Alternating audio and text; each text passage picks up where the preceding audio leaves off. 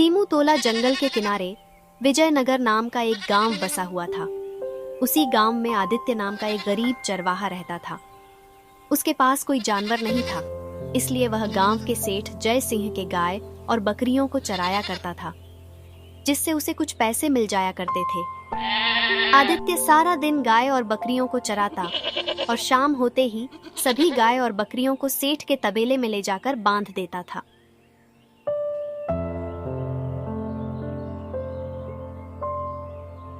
अरे आदित्य, सभी गाय और बकरियों को ध्यान से चराने जाना, क्योंकि जंगल में काफी ज्यादा जंगली जानवर इधर उधर घूम रहे हैं। और हाँ, याद रखना, शाम को सभी गाय और बकरियों को गिनवा कर ही तबेले में रखना। एक भी गाय या बकरी इधर उधर होनी नहीं चाहिए। ठीक है सेठ जी, जैसी आपकी आज्ञा। मैं आपकी गाय और बकरियों को चराने ले जा रहा हूँ और आकर आपके सामने गिनकर तबेले में रखूंगा। आदित्य सभी गाय और बकरियों को लेकर पास के जंगल की तरफ निकल पड़ता है। अरे हाँ, आज गाय और बकरियों को चराने के लिए ये जगह बिल्कुल ठीक रहेगी। मुझे यहीं पर ही सारी गाय और बकरियों को चराना चाहिए। फिर आदित्य वहीं पर सारी गाय और बकरियों को चराने लगता है और वो खुद एक पेड़ के नीचे आराम करने के लिए बैठ जाता है। और उसे कब आंख लग जाती है उसे पता भी नहीं चलता और वह वहीं पर पेड़ के नीचे सो जाता है। आज कई दिन गुजर चुके हैं, लेकिन किसी बड़े जानवर का मांस मैंने नहीं खाया। पता नहीं आज भी कोई बड़ा जानवर मुझे मिलेगा या नहीं।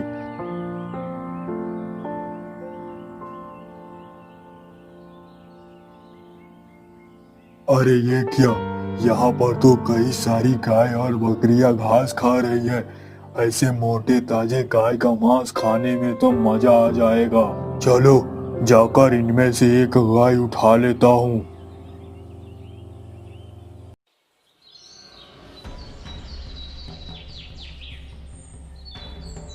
हे भगवान, ये क्या हो गया? मेरी सारी गाय और बकरियां कहाँ चली गई? आखिर मेरी सारी गाय और बकरियां यहाँ से कहाँ जा सकती है? मुझे शायद उस तरफ जाकर देखना चाहिए। शायद मेरी सारी गाय और बकरियां वहीं मिलेगी।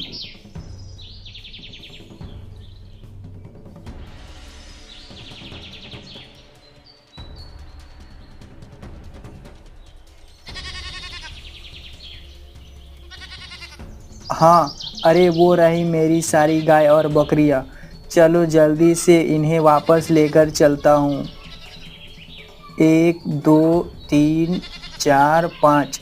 अरे हाँ, 5 बकरियां तो पूरी है। 1 2 3 4 5। अरे यहाँ पर तो सिर्फ 5 ही गाय है। आते समय तो मेरे साथ 6 गाय थी, फिर एक गाय कहाँ पर चली गई? मुझे लगता है वो गाय यहीं कहीं आस-पास ही होगी। चलो जाकर गाय को ढूंढता हूँ।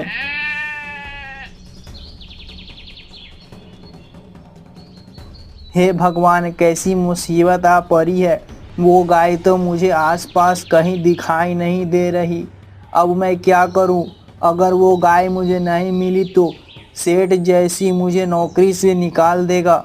यदि अगर उसने मुझे नौकरी से निकाल दिया तो मेरा घर कैसे चलेगा और मैं क्या खाऊंगा? मैं ऐसा करता हूँ, बाकी गाय और बकरियों को घर पर छोड़ आता हूँ और फिर खोई हुई गाय को ढूंढने चला जाऊंगा। आदित्य जल्दी से बाकी गाय और बकरियों को घर ले जाता है।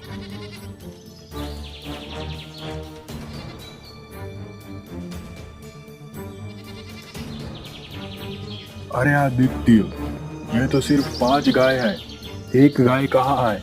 कहीं तूने पैसों के लिए उसे बेच तो नहीं दिया? नहीं नहीं सेठ जी, मैं गाय को नहीं बेचा।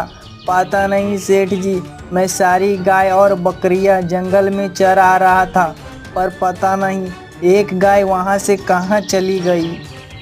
अरे अरे मूर्ख, तेरे रहते हुए एक गाय कहाँ गायब हो गई? ऐसा तूने क्यों होने दिया? अगर आज मुझे वो गाय नहीं मिली तो तुम याद रखना, मैं तुझे नौकरी से निकाल दूंगा। आदित्य जल्दी से उस खोई हुई गाय को ढूंढने के लिए निकल पड़ता है।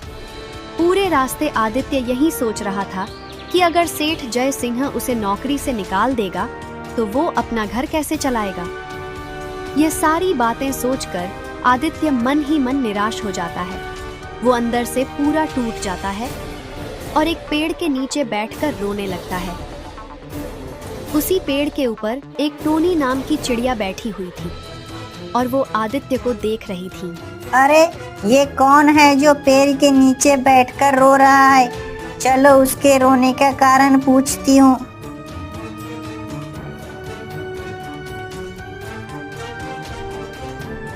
अरे भाई, तुम कौन हो और यहाँ पर बैठकर क्यों रो रहे हो?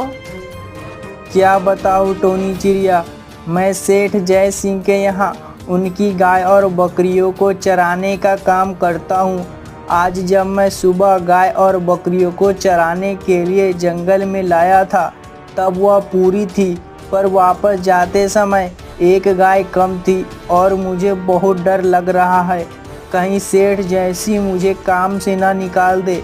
अगर उन्होंने मुझे काम से निकाल दिया तो मेरा पास कोई काम धाम नहीं है और मैं भूख से मर जाऊंगा। इस तरह आदित्य टोनी चिड़िया को सारी बात बताता है। आदित्य की सारी बात सुनकर टोनी चिड़िया भी बहुत दुखी हो जाती है। तुम चिंता मत करो, तुम्हारी गाय जरूर तुम्हें मिल जाएगी। आदित्य, मुझे ऐसा लगता है कि तुम्हारी गाय को वह जंगली शेर उठाकर ले गया है। अरे टोनी चिड़िया, ये तुम किस जंगली शेर की बात कर रही हो? मुझे तो कुछ भी समझ नहीं आ रहा है। अरे आदित्य, यहीं पास में एक गुफा है। वह खूंखार शेर इस गुफा में रहता है। वह बहुत जालिम है। वह आए दिन किसी न किसी जानवर का शिकार किया करता है। उसके यहाँ आते ही जंगल के सारे जानवर इस जंगल को छोड़कर धीरे धीरे दूसरे जंगल जा रहे हैं। और तो और उसने बहुत सारे जानवरों को मारकर भी खा लिया है। लेकिन टोनी चिड़िया, मुझे अब क्या करना चाहिए? मैं अपनी खोई हुई गाय को वापस कैसे ला सकता हूँ? आदित्य, तुम्हें खुद उस शेर के पास जाना होगा और उस शेर को गाय लौटाने के लिए विनती करनी पड़ेगी। टोनी चिड़िया, तुम मुझे उस गुफा तक ले चलो। ठीक है आदित्य, अगर तुम्हारी यही इच्छा है तो चलो मेरे साथ। फिर टोनी चिड़िया और आदित्य दोनों उस गुफा तक जाने के लिए निकल पड़ते हैं। ठीक है टोनी चिड़िया, अब मैं अंदर जाकर देखता हूँ। इतना कहकर आदित्य गुफा के अंदर चला जाता है। यह सब देखकर टोनी चिड़िया काफी हैरान थी कि आखिर आदित्य के साथ क्या होने वाला है। पता नहीं वो दुष्ट शेर उस लड़के के साथ क्या करने वाला है, पर मुझे उसे यहाँ अकेले छोड़कर जाने का बिल्कुल भी मन नहीं कर रहा। चलो अंदर चलकर देखती हूँ। हे शेर महाराज, मैं आपके सामने हाथ जोड़ता हूँ। तुम मेरी इस गाय को वापस मुझे दे दो। इसके बदले आप मुझे खा लो। यदि तुम इस गाय को मार डालोगे तो मेरा मालिक मुझे नौकरी से निकाल देगा और वो मुझे पैसे भी नहीं देगा और मुझे कोई काम भी नहीं मिलेगा। फिर मैं भूख के मारे ही मर जाऊंगा। ठीक है, मैं तुम्हारी इस गाय को नहीं खाऊंगा, इसके बदले मैं तुम्हें खाऊंगा। लेकिन इसके पहले मुझे इस गाय को मालिक के पास पहुंचाना होगा और इसलिए मुझे इस गाय को लेकर जाना होगा। मैं तुम्हारी बात का कैसे विश्वास करूं कि तुम जाने के बाद वापस आओगे?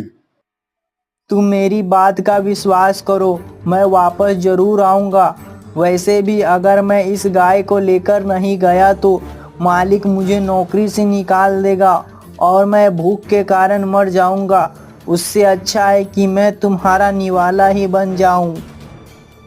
आदित्य तुरंत ही उस गाय को लेकर वहां से चला जाता है और आदित्य सेठ जय सिंह को गाय देते हुए कहता है, मालिक, ये रही आपकी गाय। ठीक है आदित्य, इस गाय को बाकी गायों के साथ तबेले में रख दो। फिर आदित्य गुफा की तरफ निकल पड़ता है। अरे आदित्य, तुम इधर कहाँ जा रहे हो? अरे टोनी चिड़िया, मैं वापस उस शेर के पास जा रहा हूँ। अरे आदित्य, तुम ये क्या कर रहे हो? तुम उस दुष्ट शेर के पास क्यों जा रहे हो? वह दुष्ट शेर सबके साथ ऐसा ही करता है। पहले तो वह किसी को अपने जाल में फंसाता है, फिर उसके बदले उसकी जान मांगता है और उसके बदले किसी और को खा लेता है, फिर वह उसके बदले उसको भी खा लेता है। देखना, तुम्हारे मरने के बाद वह उस गाय को भी खा जाएगा। नहीं नहीं टोनी चिड़िया, मैं उस शेर को वचन देकर आया हूँ कि मैं जरूर आऊँगा, इसलिए मुझे जाना ही होगा। इतना कहकर आदित्य वहाँ से चल पड़ता है। हे ऊपर वाले, अब मैं क्या करूं? यह लड़का जानबूझकर मौत के मुंह में जा रहा है। लगता है इसका मरना तो तय है। अरे नहीं नहीं, इसे बचाना ही होगा। अरे वाह, तुम तो अपने वचन के पक्के निकले। मुझे लगा था कि तुम वापस नहीं आओगे, लेकिन तुम तो आ गए। ऐसा नेक दिल इंसान मैंने अपने जीवन में कभी नहीं देखा। इतना कहकर वह शेर आदित्य को एक ही पंजे में मार डालता है और आदित्य को मार कर खाने लगता है। दुष्ट शेर, यह तूने क्या किया? एक भले आदमी को अपने नापाक इरादों में फंसाकर मार डाला। देखना, इसका अंजाम बहुत बुरा होगा। ए पक्षी, तू मुझे क्या सिखा रहा है? चल हट, वरना मैं तुझे भी एक ही पंजे में चित कर दूंगा और तुम्हें भी इस लड़के की तरह मार कर खा जाऊंगा।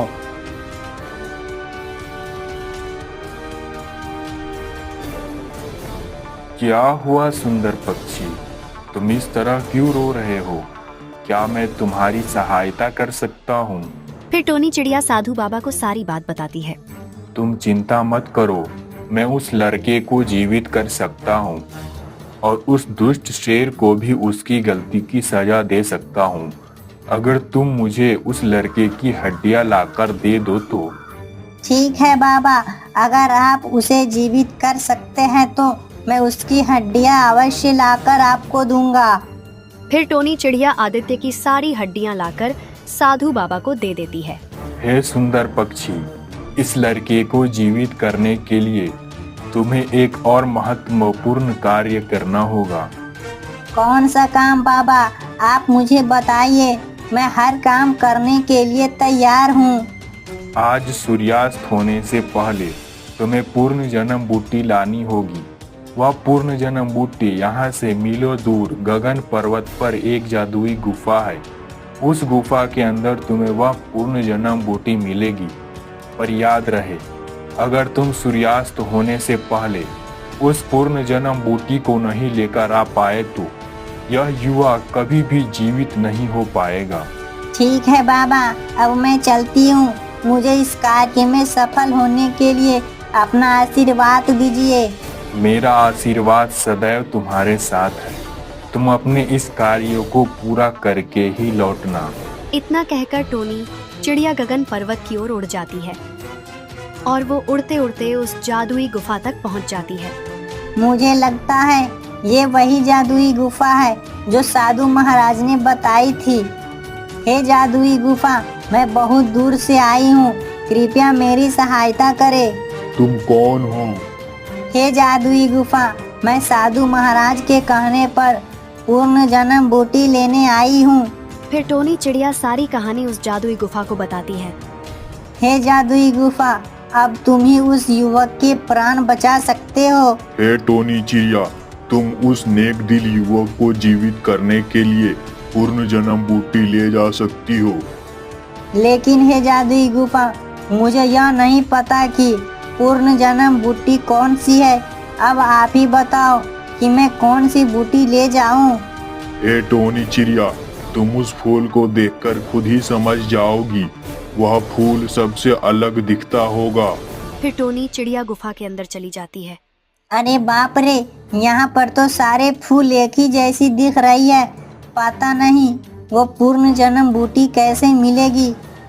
अरे हाँ, वह फूल सबसे अलग दिख रही है। शायद वही पूर्ण जन्म बूटी है। बाबा, मैं पूर्ण जन्म बूटी लेकर आ गई। अब आप जल्दी से इस दयालु युवक को जीवित कर दीजिए। साधु महाराज तुरंत ही उस पूर्ण जन्म बूटी से रस निकालते हैं और उस बूटी का रस आदित्य की हड्डियों पर लगा देते हैं और आदित्य पुनर्जीवित हो जाता है। अरे मैं जीवित कैसे हो गया? मुझे तो उस जंगली शेर ने खा लिया था। फिर साधु सारी कहानी आदित्य को बताते हैं। यह सुनकर आदित्य टोनी चिड़िया को अपने सीने से लगाता है। तुम पक्षी होकर भी मेरी इतनी सहायता की, मैं तुम्हारा एहसान अपने जीते जी कभी नहीं चुका सकता। आज से तुम मेरे सबसे अच्छे मित्र हो। हे मित्र, अब तुम्हारा भी कर्तव्य बनता है कि तुम भी इस जंगल के सभी जीवों की सहायता करो। उस खूंखार शेर को मार दो। अरे बाबा, लेकिन मैं उस दुष्ट शेर को कैसे मार सकता हूँ? वो तो मुझसे भी ताकतवर है। आप ही इसका कोई उपाय बताइए। बेटा, ये लो जादुई पानी का लोटा। तुम किसी भी प्रकार से उस दुष्ट शेर के माथे पर इस लोटे का पानी छिड़क देना। ऐसा करते ही वो दुष्ट शेर आग में जलकर मर जाएगा।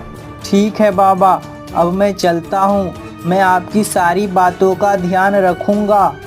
फिर वो दोनों वहाँ से शेर की गुफा की तरफ निकल पड़ते हैं। कुछ ही देर में वे दोनों गुफा के पास पहुँच जाते हैं।